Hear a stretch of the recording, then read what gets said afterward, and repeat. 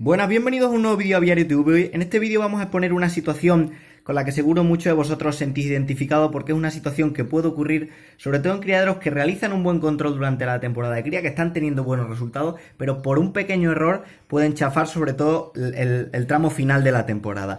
Vamos a explicar esta situación que hemos decidido llamar, por así decirlo, el fenómeno del nido contagioso, y lo vamos a explicar. Tenemos aquí, estáis viendo a la izquierda un nido con un pichón claramente enfermo o aparentemente que no está del todo sano, y a la derecha un ejemplar muerto. Vamos a centrarnos primero en el nido. Bueno, ¿qué vemos? Primeramente vemos un nido aparentemente normal y corriente, no se observan restos de heces alrededor, tampoco podemos observar muchas manchas en el fondo que nos estén indicando diarrea, pero evidentemente observamos un único pichón con un estado aparentemente enfermo. ¿Qué nos llama la atención del ejemplar? Primeramente, una palidez excesiva. Es cierto que dependiendo de la raza, dependiendo de la gama y dependiendo también de su alimentación, los ejemplares se pueden mostrar más pálidos que otros. Por ejemplo, si hablamos de un canario rojo que de por sí es pigmentado durante la etapa de nido, pues estos ejemplares van a tener una coloración mucho más rojiza de inicio. Un ejemplar blanco, un ejemplar que a lo mejor tiene una pigmentación con menos caroteno, o incluso prácticamente ningún caroteno, pues evidentemente va a tener una mayor palidez, pero esta palidez que presenta este ejemplar es muy llamativa.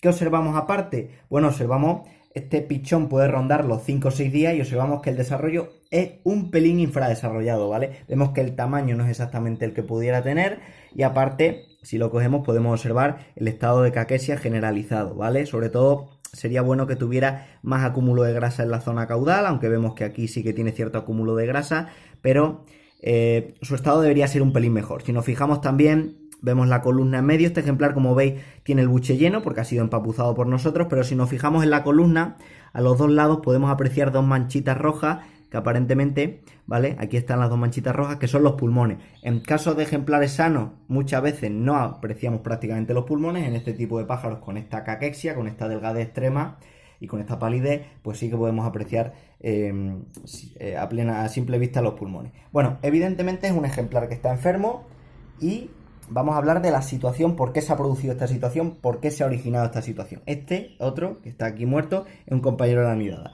Muchas veces los criadores, cuando ven que un ejemplar muere, muchas veces piensan, lo primero que piensan es que los padres no les han dado de comer. Lo que más mosquea a los criadores normalmente es ver pájaros de a lo mejor de esta edad, de 6-7 días, que han muerto con el buche lleno. Aquí podemos apreciar, este ejemplar está muerto de hace unas 6 horas.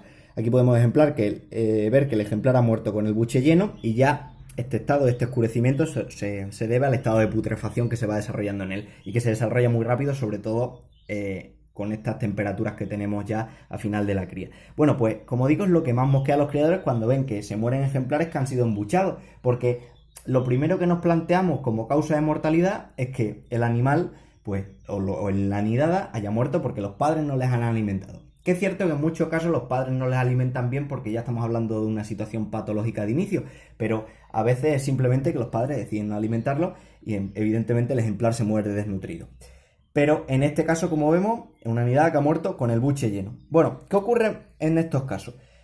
Imaginaos que tenemos una nidada de 5 pichones, ¿vale? Un criadero normal, un criadero que está realizando los controles sanitarios adecuadamente, ¿vale? Un criadero que puede tener alrededor de 20-25 parejas, un tamaño medio, que previamente a la cría ha realizado sus analíticas en un centro veterinario que les han dado un resultado negativo. Está todo bien a nivel sanitario, o todo lo que se puede controlar con las analíticas, porque ya sabemos que evidentemente las analíticas no nos van a abarcar todas las patologías, pero aparentemente la situación está bien. Los ejemplares se han preparado con una buena alimentación, con una mixtura de calidad, con una buena pasta de cría.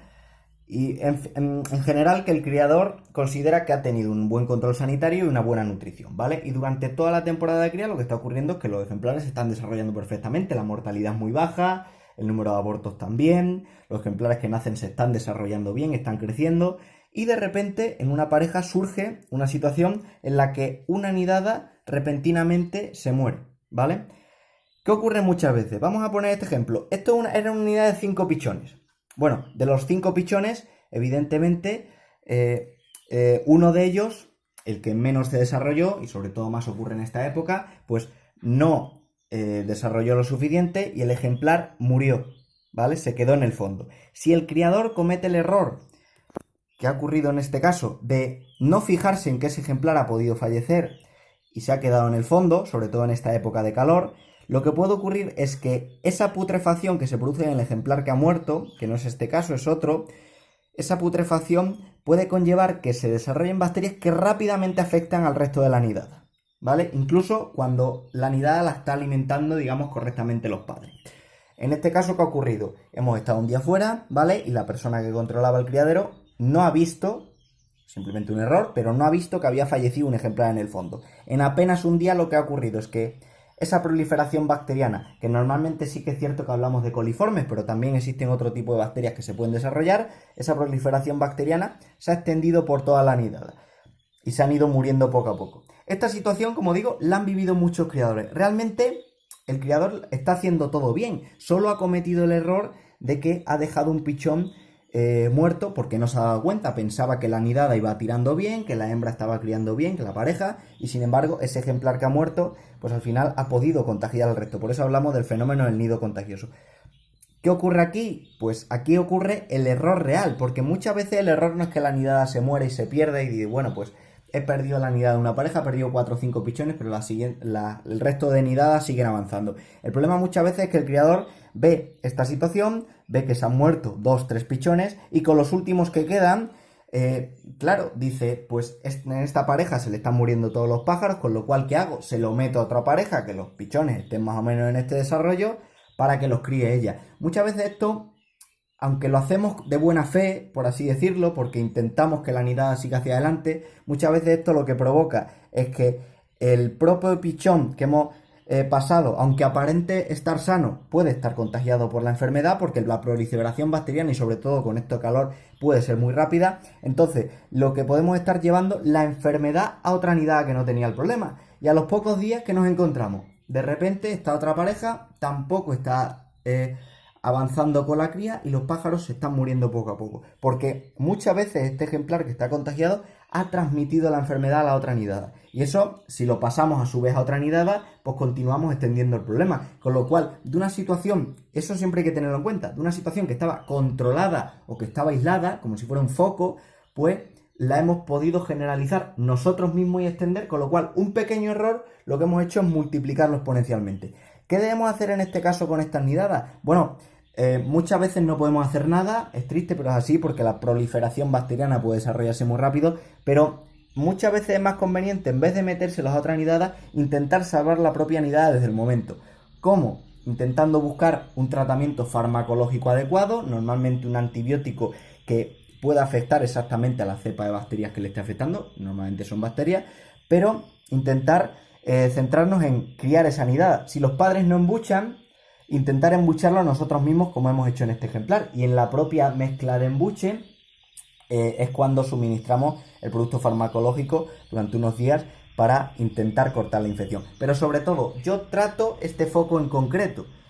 Yo cada día acabo de atender todo el criadero y cuando termino me centro en esta nidada que está enferma para intentar salvarla, pero evitando siempre afectar a otras nidadas.